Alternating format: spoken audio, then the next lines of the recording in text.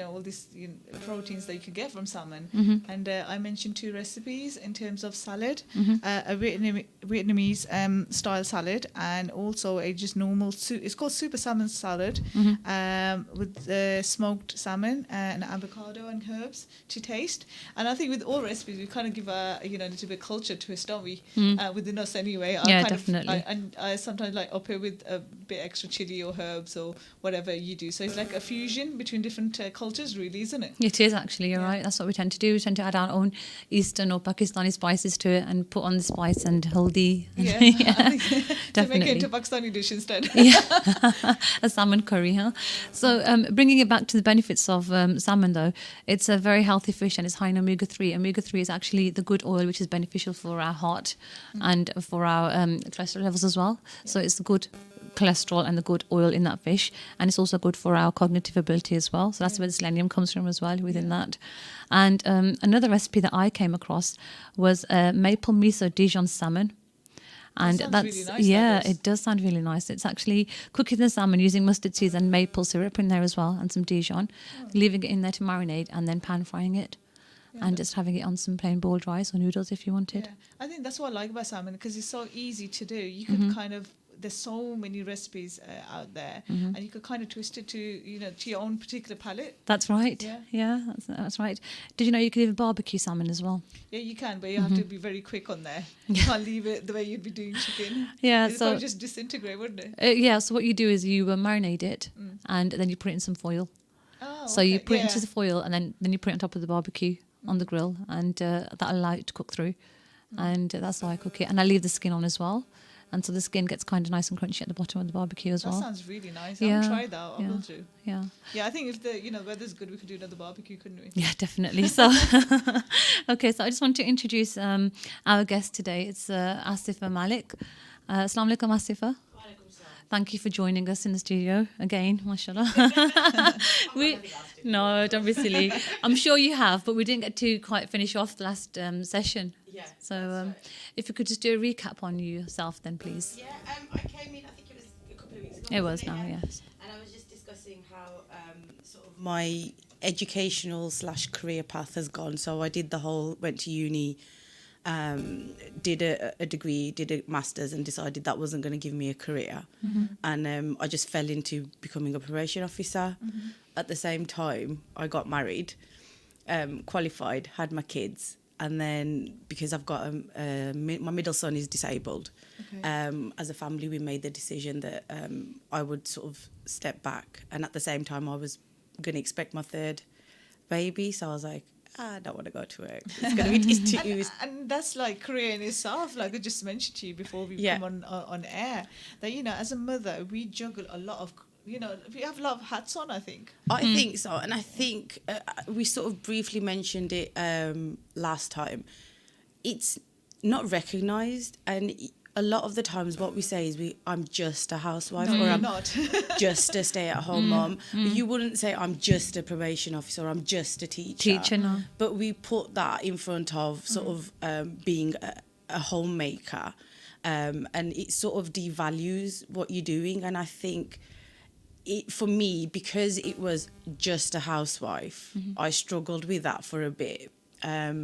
So I stayed at home, I had my third baby and stuff like that. And that was at the beginning of 2010. And by 2012, I was getting itchy feet.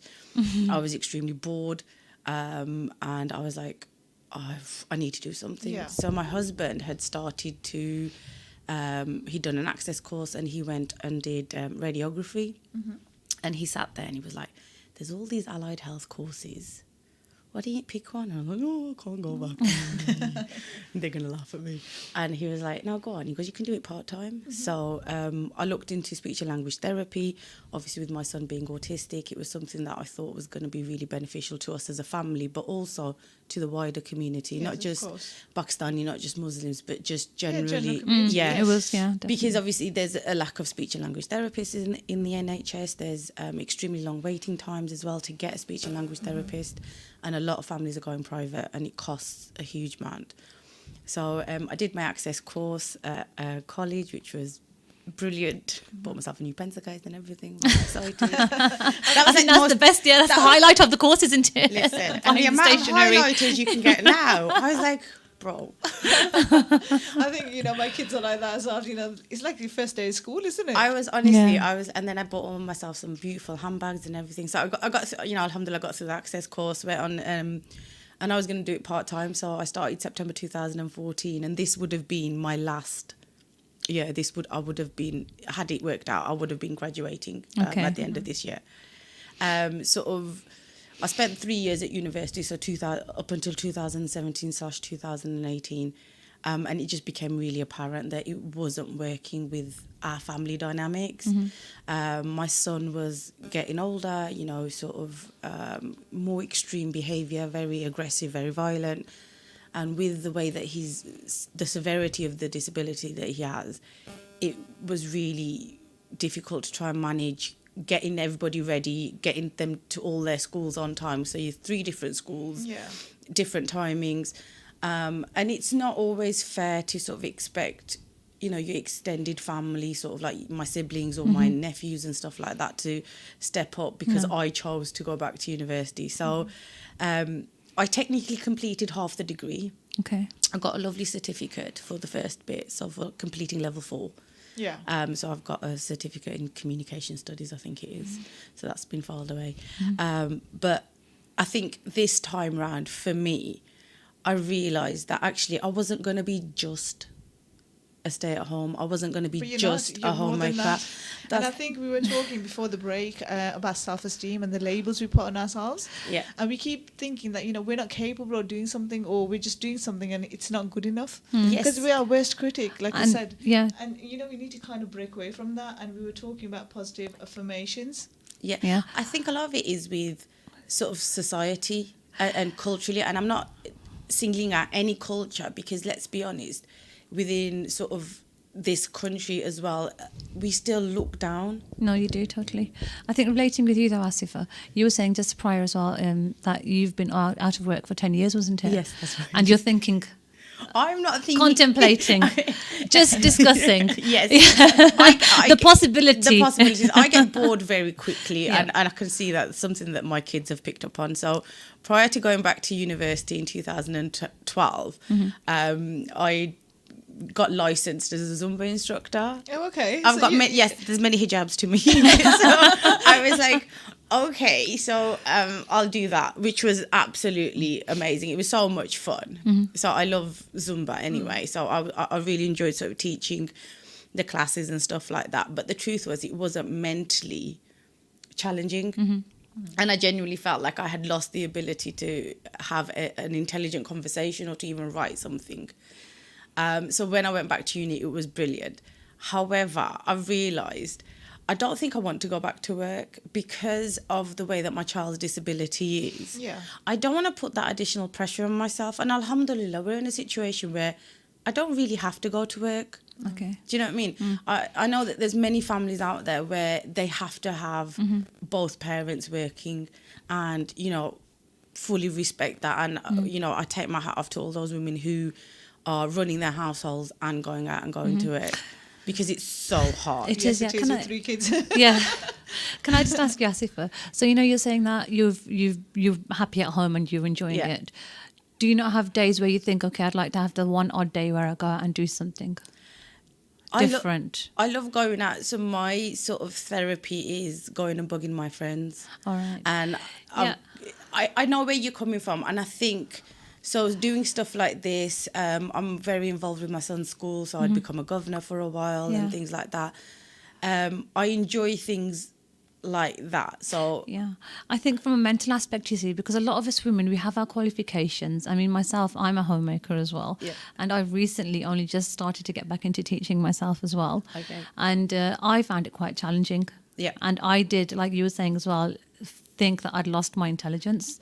And I couldn't hold a conversation because I was at home with the children, with adults. And I thought, oh my goodness, So it does impact your self-esteem as well, again, coming back to that. Well, I'm quite open and honest about the fact that I have clinical depression.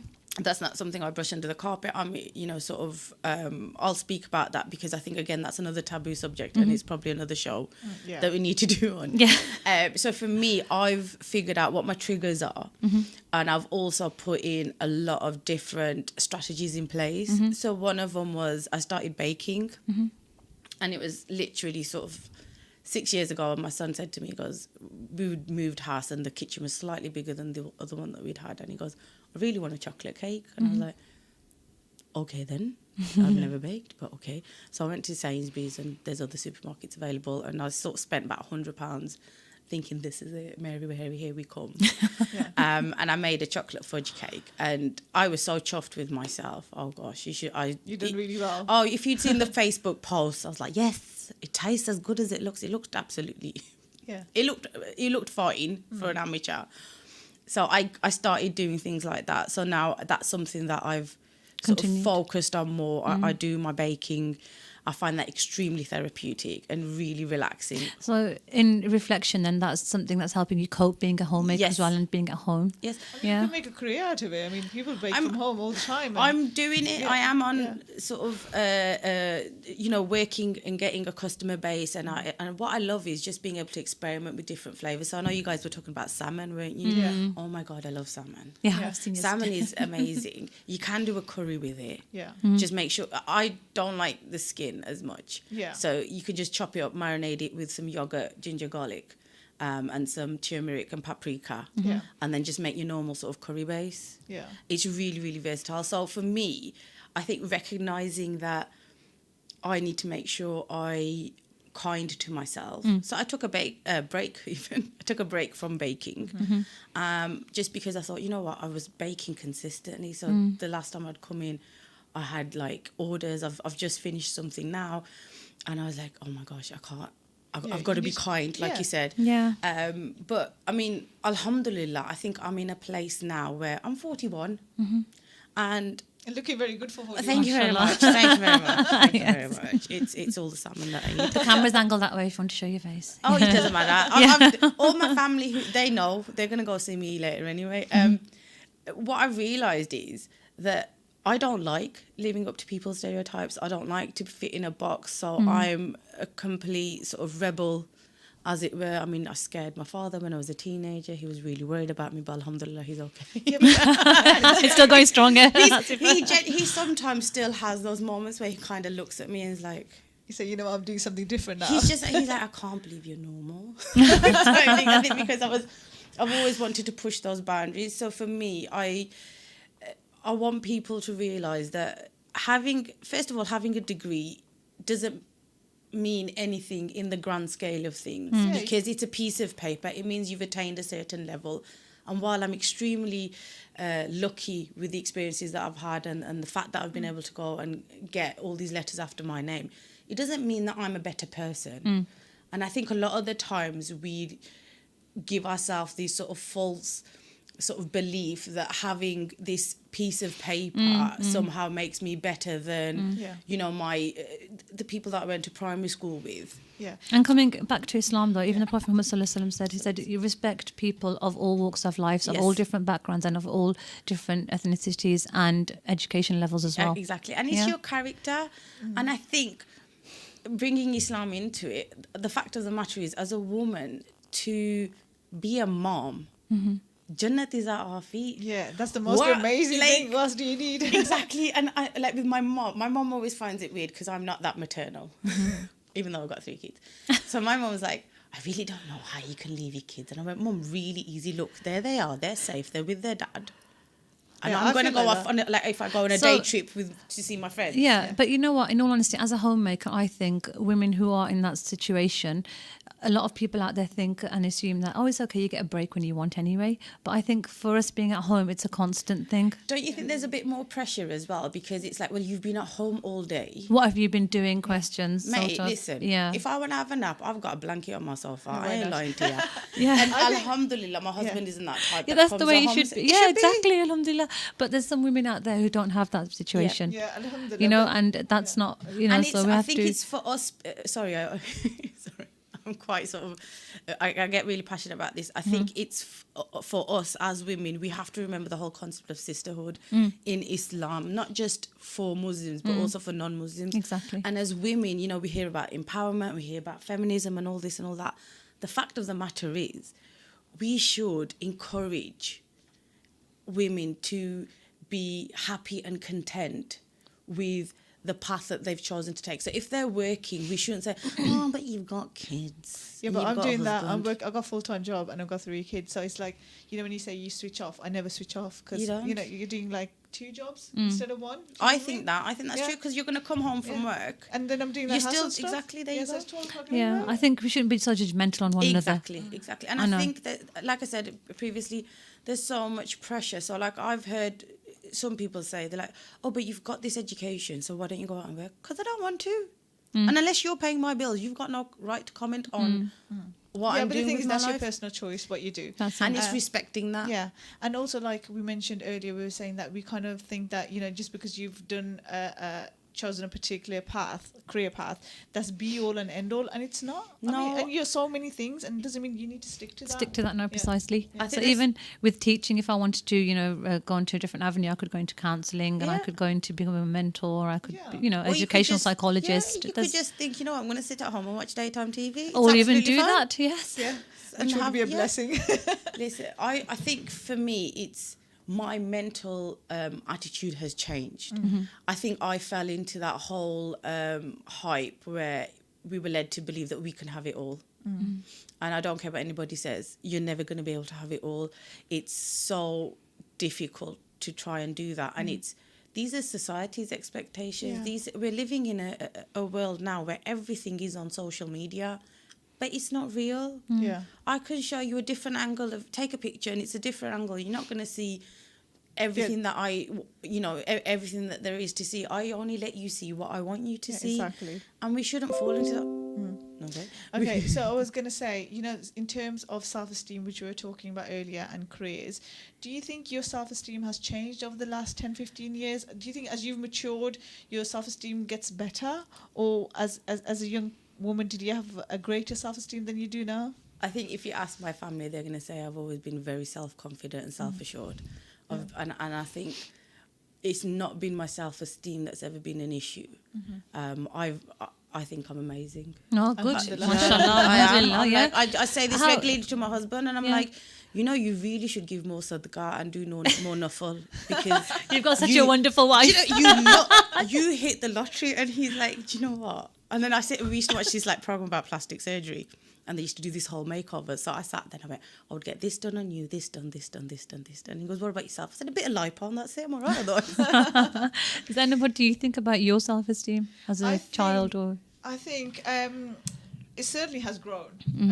As a child, I wasn't that confident. I was like one of those quiet kids in the class, and I did have friends, but I wasn't like a loud person. And I think it's taken me through uni and college, and you know, meeting new friends, that my self-esteem grew. And even within my job role, what's happened is with certain jobs I wasn't that happy, so I'll quit a few jobs in my time, but it's just like finding yourself. Yeah, And I which think- yeah, and totally.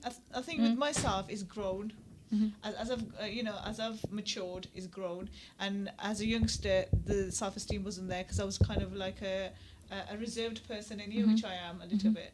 And that you know, that is on an individual level. It Some is, yeah, people have totally. loads of self-esteem And in I one li- area and not yeah. in so many in other areas. I like the fact that you've just said as well that you dipped in and out of jobs, Yeah. and then until you found what was correct for you and what you found, you enjoyed. Yeah. So that's quite a good thing as well. Alhamdulillah. But and what I want the listeners to be aware that, you know, it's okay. It's okay to try a few things. You're not gonna always be Absolutely. good at everything. No, and I think that's part of your learning. That's Yeah. the development of your character. So, you know, with my kids, that's the same thing that I Yeah, that's what we need instill to in them. teach them, Yeah, yeah. I mean, my eldest, sometimes when he can't do something and he gets really anxious and he's like, I'm really sorry. I'm like, for what?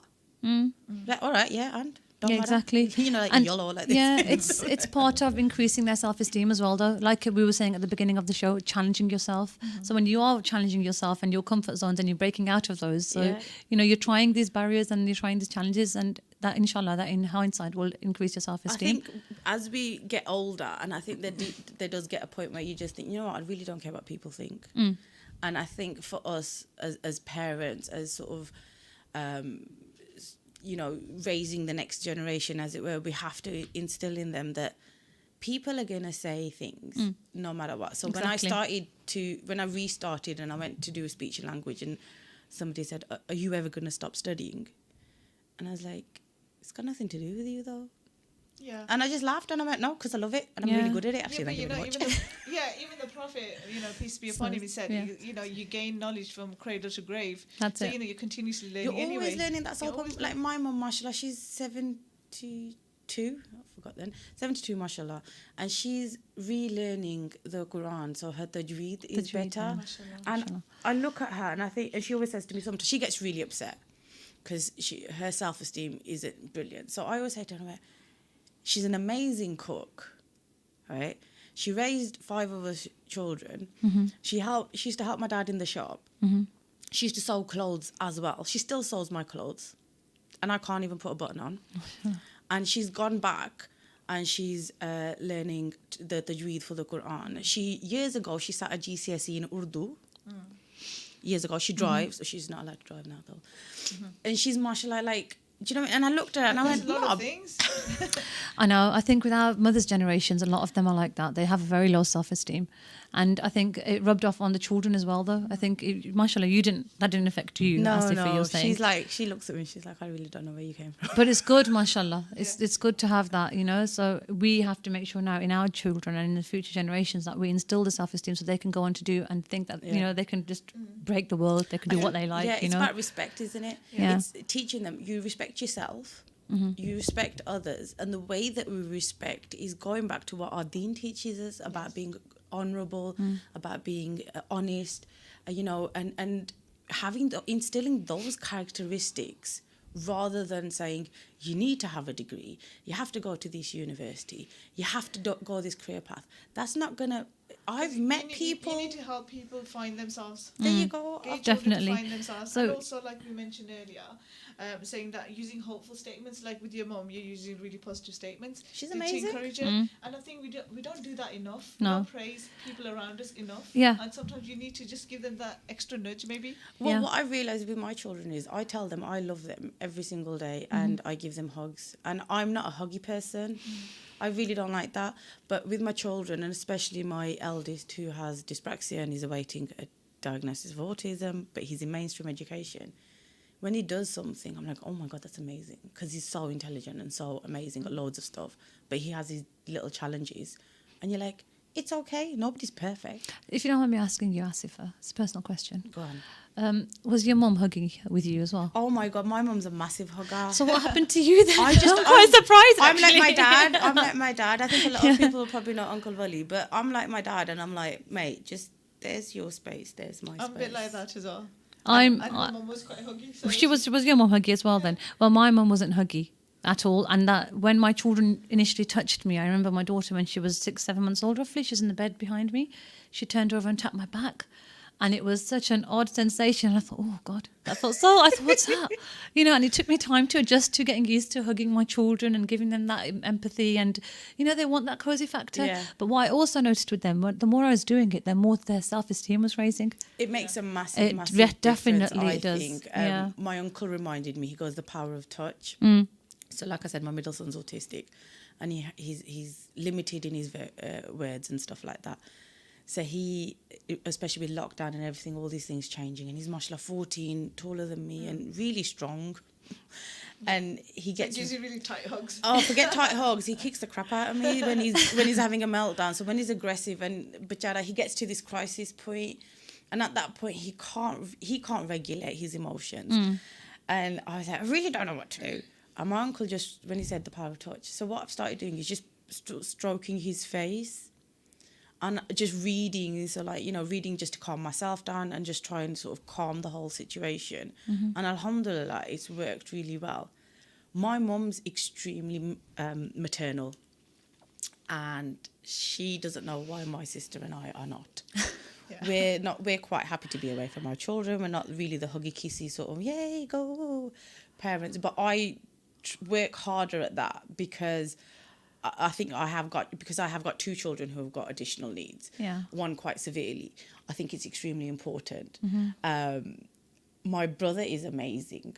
Mashallah. He's, Allah's blessed him as well. And he's so, like, he'll go take his crew out for, like, ice cream and stuff like that. And us guys, we're like, listen, you can have one ice cream, you can all share it, because it's really big and you're not going to eat all of it. His kids are like this big, and he buys them milkshakes that big. And I look at him and I'm like... Sounds like my husband. Dude, what you did? But for me, it is that. And I think that's another nice thing as well with... My husband's very much a hugger and kisser with the boys. Yeah. And they're just like, get off, Dad. I'm 15. What are you doing? But he's very... he took to parenthood, and my brothers always take the mick and say he's a better mother than I am. Yeah. And I'm like, I don't care. But alhamdulillah, you need both parents. You do, definitely. And I think the fact that you're saying you're not very huggy and, you're not very kissy, do you feel more aware of it, though? You've got out of your way to make sure you're doing that then? I think because I'm aware that I don't like that. So my mum used to be like, when she'd come to give me a hug or a kiss, and I'm sort of like, okay, chill out. Yeah. And I thought maybe I was just going through a phase, but I realised I'm just not. But I do try and make more of an effort with my kids. It's also fun just to embarrass them. Yes. Because they're older now, aren't they? Yeah, because I've got a 15-year-old and my youngest is 9, and he's just like, seriously, do you have to do that? I'm like, I don't give a monkeys. You're always going to be my babies. Yeah, that's it. I think it was just... But again, it's understanding that it's absolutely fine to be like that. There's no problem. Like, my sister isn't very sort of tactile either. She's not like... She's got beautiful girls, mashallah, and her sons as well. When they... Are her daughters like that then? Do they hug or not? They are. They're beautiful. Just before I came out to come to the show, actually, my sons, they did it yesterday as well. They do it to their dad and to me. Oh, huggy, huggy, kissy, kissy, and they come running to the front door and they were like, give me a hug. So literally, mashallah, he hugged me 6 times. And then he came onto the drive to hug and kiss me again. I know. And I said, I'll be back, Haris, go inside. It's okay, I'll be back. And I said, as I was driving off and the window still down, they stood by the front door. And I said, you better be doing this when you're 16 as well. I have to say, my 15-year-old, I think because of the way that his additional needs are, he doesn't live up to sort of societal norms and expectations. He does struggle with sort of social interactions and stuff like that. So he's really loving. He's very much like his dad. So he doesn't have an issue with that. I think my youngest who's a drama llama, the 9-year-old, he's gonna be a bit sort of like, oh my God, Mum. Oh, you're embarrassing me. But I used to do it to my nephews. Like I used to go pick up my nephew from school, and I used to drive a really nasty car. So I would wind the windows down and scream his name at the top of my lips. And he'd be like, oh God. He used to be just like, he was like, Afakallah. Like, do you have to? And I'm like, if you want to lift, this is what Kallah's going to do. I'm surprised you didn't walk in the opposite direction. But no, mashallah, he's amazing as well. And he's really, mashallah. I like riding You see, this is what I'm saying though. Whereas my daughter, she didn't come to the door at all. She didn't say huggy or kissy. Yeah. All children are different, aren't they? They are different, yeah. I was like that. I remember my mum, before she had my youngest brother, she was in hospital for about 6 weeks. And I love my mum, but I couldn't go to the hospital. So I would get up to my granddad's house, was right next to the hospital. I'd make it to my granddad's house, and then my dad would go, do you want to come? No, see you later. Yeah. So, I mean, what advice would you give Asifa in terms of our listeners, in terms of their self-esteem if it's low, or they want to go into particular careers, or do anything in their life? What kind of even as a homemaker though, even if they're at home, what could they do? I think the best thing that I've learned is the trust in Allah, Qadar Allah. And I think when you realise that, everything that happens, you go, do you know what? This is meant to be. So I struggled when, I had to leave probation. I was like, why do I have to do it? Oh my gosh, all this, all that. And then I went, you know what? It's from Allah. My advice is, there's nothing that you can't achieve. That's it, yeah. There's nothing you can't achieve. However, the caveat to that is, remember, if it's meant for you, it will happen. Exactly. And if it doesn't, that's from Allah. Alhamdulillah. For Thank you so much, Asifa, for coming on today. And it's been quite beneficial. And I'm hoping the listeners have benefited from a lot of things that we've discussed today and what you've shared with us. So I hope from today's session that you can take that your self-esteem, whether it is low, how you can improve and what tips you can take on board. And the main key thing is to be kind to yourself and always challenge yourselves as well. Thank you, Zanab, as well. So inshallah, we'll be back next week. with a new topic and a new food item to discuss with you and bring on some healthy tips for you and some lovely recipes. Okay, then take care. Assalamu alaikum.